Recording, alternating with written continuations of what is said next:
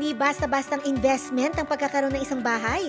Hindi nagtatapos ang responsibilidad natin dito oras na maipatayo natin ito from the ground up.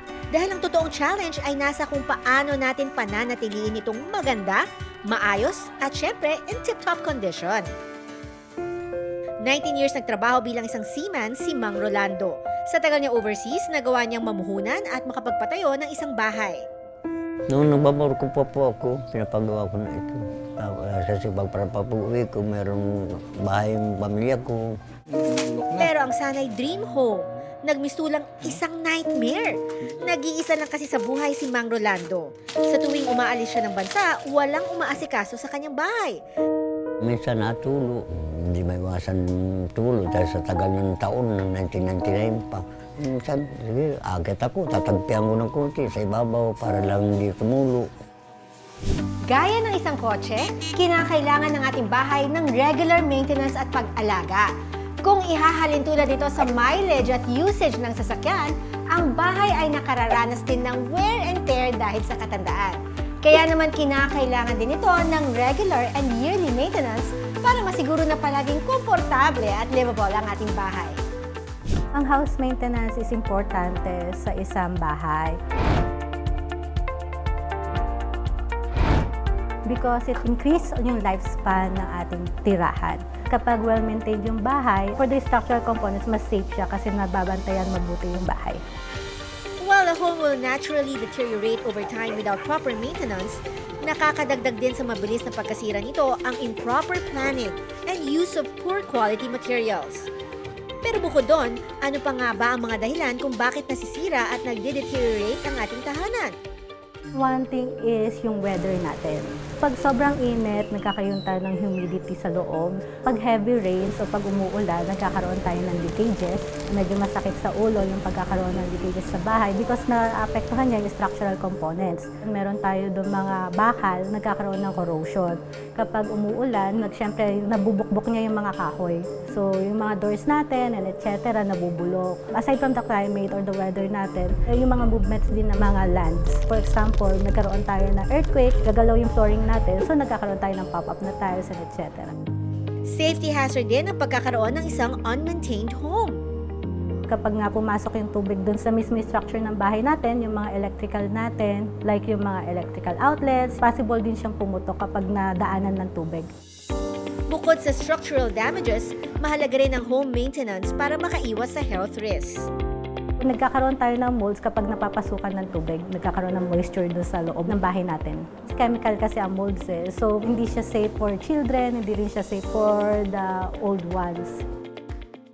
At ang pinaka-nakakainis na risk na pwede mangyari sa ating mga bahay kapag hindi ito na-maintain ay walang iba kundi ang mga peste! Maraming klaseng pest na nakikita natin sa bahay. Unang-una yung mga rodents, yung cockroaches, yung flies, at saka yung mga ants. But the most destructive ones na nakikita natin is yung anay. Yung talagang problema ng mga tao. Kung saan na lang pumapasok yan, at saka they destroy your structures. At saka it pose a health risk. Susunod, alamin ang ilang tips and practices kung paano natin masisigurong well-maintained and comfortable ang ating big investment sa pagbabalik ng iHeart PH.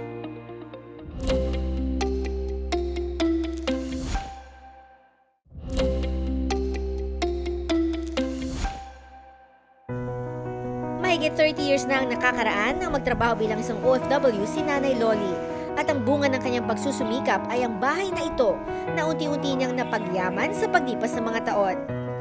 Itong bahay pinatayo namin ng 1994. Nag-abroad ako, tapos unti-unti namin pinagawa.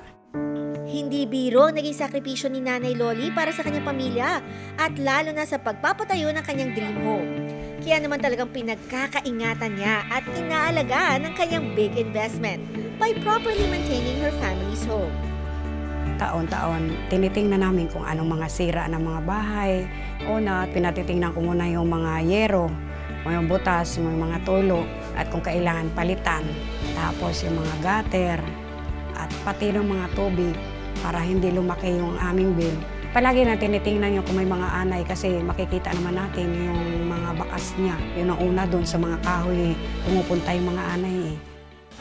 Alam ni Nanay Loli ang kahalagahan ng isang well-maintained home, lalo't malaki ang ambag nito sa quality of living and peace of mind ng kanyang pamilya.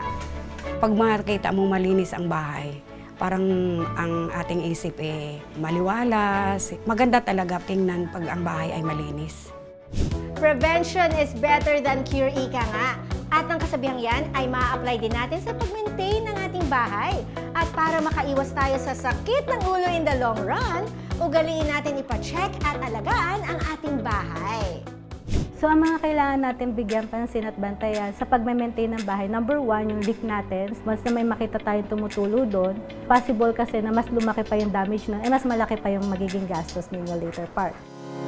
Mahalagang bantayan din natin ang plumbing ng ating bahay. Tingnan ang mga sewer tank kung kailangan na itong isiphon. Another thing is i-check yung mga electrical natin. Kasi kung meron siya mga problems in the future or may makita kayo na may problema doon, possible siya ng fire breakage natin. So medyo hindi na siya safe. Bigyan pansin nyo rin ang foundations and walls. Kung may kailangang ipa-reinforce at repainting, agapan na ito kaagad para makamenos gastos. Kung may nakita kang cracks, etc., doon so solusyonan na. Yung mga paintworks, I usually suggest na gawin siya ng 1 year para at least napapahira na siya. Hindi mo na siya yung hintayin lumuma ng husto bago mo siya pahira. So yung coating niya medyo mas tipid. Pest control is also a must-do para ma-maintain na healthy hindi lang ang inyong home, kundi pati na rin ang inyong loved ones. You cannot avoid yung termites kasi pumapasok yan. Whether you like it or not, itong pinakasakit ng ulo kasi magandang pagkatayo ng bahay mo, gusto mo wood siya kasi para warm ang dating niya. But kinakain ng anay, so malaking damage yan. So it's very important for them to engage the services of a pest company, yung magkocontrol ng termite para ma-preserve yung mga properties nila sa loob ng bahay. At gaya nga ng nasabi ko kanina, even the most basic and simple chores gaya ng pagwawalis at pagpapalit ng bed sheets can also be a great way to preserve and maintain the sanctity of your homes. Maging yung simpleng pagbubukas nga lang ng mga bintana ay malaking bagay na rin. Just by opening our windows, nakababawas na agad ito sa indoor air pollutants at nakaiiwas sa growth of molds and allergens. At syempre, reduce electricity consumption. Regular mong linisin yung bahay mo para ma-avoid yung mga pests na pumasok. So for daily maintenance, pwede tayo mag-check ng ating mga bed sheets and etc. para ma-avoid yung mga surot. So pwede natin siyang palitan weekly or for example, i-check kung malinis na. Then we can do the vacuum, yung pagmamop, yung simple na paglalagay natin ng tubig sa sink. We'll remove bad odors ng sink natin. Hindi natatapos ang responsibility natin oras na mabuo ang ating bahay. We all have to put in the work para masigurong maganda at kaaya-aya ang tirahan.